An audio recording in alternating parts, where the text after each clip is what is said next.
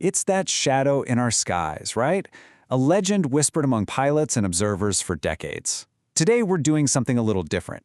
We're going to conduct a full forensic audit of one of the most persistent legends out there, the TR-3B, also known as the Astra. And we're basing this entire deep dive on a pretty extensive body of source material, from whistleblower testimony to some pretty deep investigative analysis. For years, for decades, people all over the globe have reported seeing the exact same thing. These massive, completely silent black triangles, just moving in ways that defy our basic understanding of physics. So the question has always been, what in the world are they? And where are they coming from? Well, the core idea in all of this source material gets delivered without any hesitation. These craft, they are not visitors from another world. They are the operational workhorse of a secret space program built by us with human technology. So let's take a look at the evidence laid out.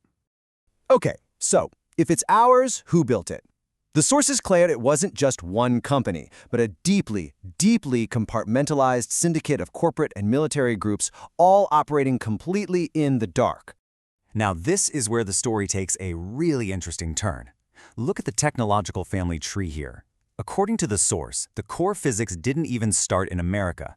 It apparently began way back in 1944 with a Nazi superweapon project called Die Glocke, or the Bell, some kind of torsion field engine. At the end of the war, that research and the scientists behind it were secretly shipped over to the US under Operation Paperclip, and it was there, decades later, that the legendary Skunk Works would finally perfect the incredibly unstable science the Nazis had pioneered. And here's the modern-day syndicate. This is basically a hall of fame of the military-industrial complex. You've got Lockheed Martin's Skunk Works building the airframe, Northrop Grumman is handling the really exotic propulsion system, Raytheon and BAE Systems are on the fly-by-thought neural interface, and that tiny, ridiculously powerful nuclear reactor at its heart? Well, that comes from the Department of Energy, where the security clearances are some of the highest on the entire planet. All right, next up, the engine. The source material is very clear about this. This is not elegant alien tech. Not at all. It's a human-built, brute force approximation of some really extreme physics, described as loud, dangerous, and just terrifyingly powerful. At the heart of this thing is the Magnetic Field Disruptor, or MFD. Now, based on whistleblower testimony from a Skunk Works engineer named Edgar Fouché, it's essentially a massive, ring-shaped particle accelerator.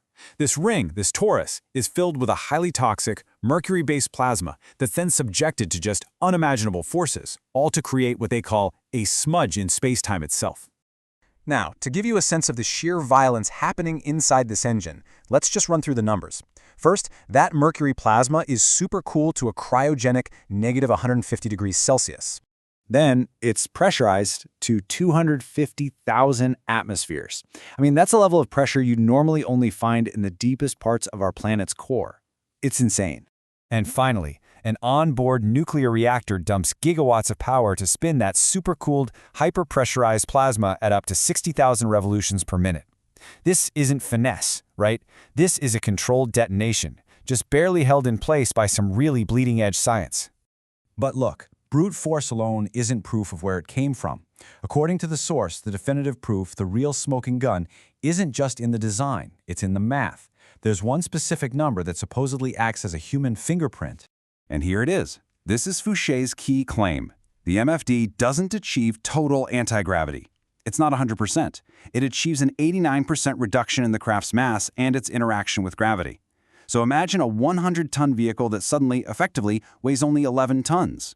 So the crucial point is, why 89%? Why not 90% or 100%? Well, the argument is that 100% is divine perfection. But 89%? 89% is the number you get when brilliant human engineers are pushing reverse-engineered physics to its absolute, screaming operational limit.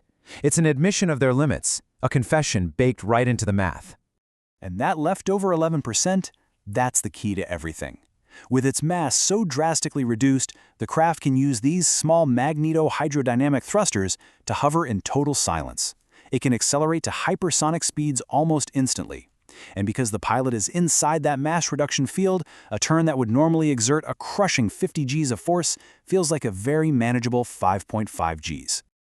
This kind of world-breaking technology isn't developed with a normal line-item budget. So the next logical question has to be, where in the world did the money come from?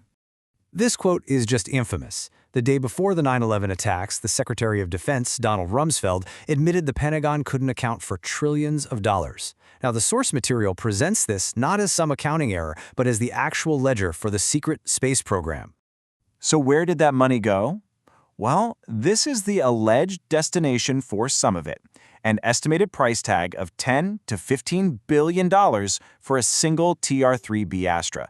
I mean, that's the kind of expense that can only be hidden in a financial black hole. We've audited the architects, the engine, and the funding. But now we come to the final and, frankly, the most disturbing claim from the source, the craft's true mission.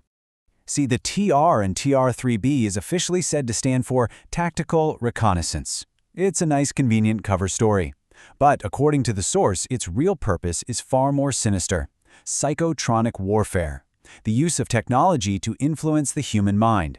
A weapon designed not to fight other countries, but to monitor and influence the consciousness of entire populations. And this is how it's supposedly flown. Not with a joystick, but with consciousness itself. The pilot wears a helmet that reads their brainwaves. But this system, according to the source, is a crude, human-built attempt to replicate the elegant, genetically locked six-fingered handprint interface that was supposedly found on a craft recovered at Roswell. Since we lack that biological key, our pilots have to enter this meditative state and purely visualize their intent for the craft to translate that thought into action. This interface is absolutely critical for its alleged mission.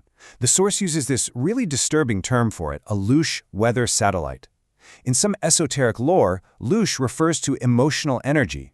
Using something called quantum potential magnetometers, the craft can silently fly over a city and map that collective emotional state, the levels of fear, anger, or joy. But more than that, the MFD can be tuned to broadcast low-frequency waves to influence that state, capable of inducing mass anxiety or apathy, all to monitor and manage what the source chillingly calls the human farm. Which brings us to our final question for this audit.